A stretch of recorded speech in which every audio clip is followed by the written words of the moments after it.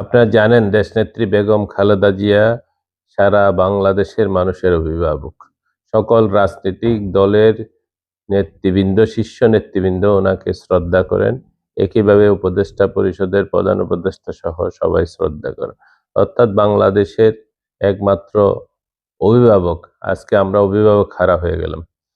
বাংলাদেশকে ঐক্যবদ্ধভাবে পরিচালনা করার একমাত্র ব্যক্তি ছিলেন তিনি। আপনারা জানেন দেশনেত্রী বেগম খালেদা জিয়া মাঠে থেকে উঠে আসা নেত্রী। যিনি বাংলাদেশের প্রতিটি স্তরের মানুষের জন্য সংগ্রাম করেছেন।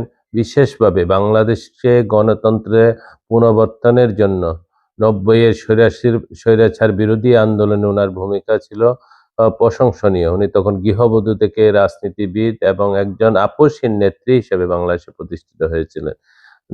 যার ফলশ্রুতিতে ৯১-তে বাংলাদেশে সবার অংশগ্রহণের মাধ্যমে নির্বাচনের মাধ্যমে তিনি প্রধানমন্ত্রী হয়েছেন।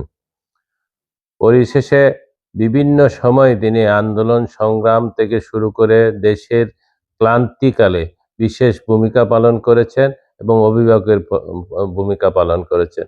একইভাবে আপনার 111-এর পরও তিনি আপোষহীনভাবে এই বাংলার মাটিতে রয়ে গেছেন বাংলার মানুষের জন্য। বাংলাদেশের সাধারণ মানুষের অধিকারের কথা চিন্তা করে উনি দেশ থেকে পালিয়ে যাননি।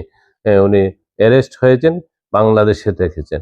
একইভাবে ওনার জীবনের শেষ দিনগুলো যদি আপনারা চিন্তা করেন, কখনো উনি চিন্তা করেন না যে এই দেশের মানুষের কথার বাহিরে।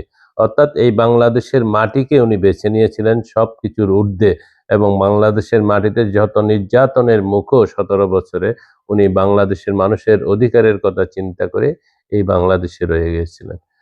আজকে বাংলাদেশের যে ঐক্যমতের প্রতীক, আপোষহীন নেত্রী, সবার যে শ্রদ্ধাভাজন ব্যক্তিত্ব, রাজনীতিতে সকল রাজনৈতিক দলের নেতৃবৃন্দ যাকে শ্রদ্ধা করে, একমাত্র এরকম ব্যক্তিত্বে তিনি পরিণত হয়েছিলেন শেষের দিকে এবং উনার সেই আপোষহীন দৃঢ়তা এবং দেশপ্রেমের কারণে বাংলাদেশের আপাময় জনগণ তাকে আজীবন স্মরণ রাখবে এবং বাংলাদেশ আজকে এক অপূরণীয় সম্পদকে হারিয়েছে এবং বাংলাদেশের এই ক্ষতি আসলে কখনোই পোষানোর নয়। আমার বিশ্বাস যে সামনের দিনগুলোতে আরো নেতৃত্ব গড়ে উঠবে যারা ওনার আদর্শকে ফলো করে এই বাংলাদেশকে নেতৃত্ব দিবে।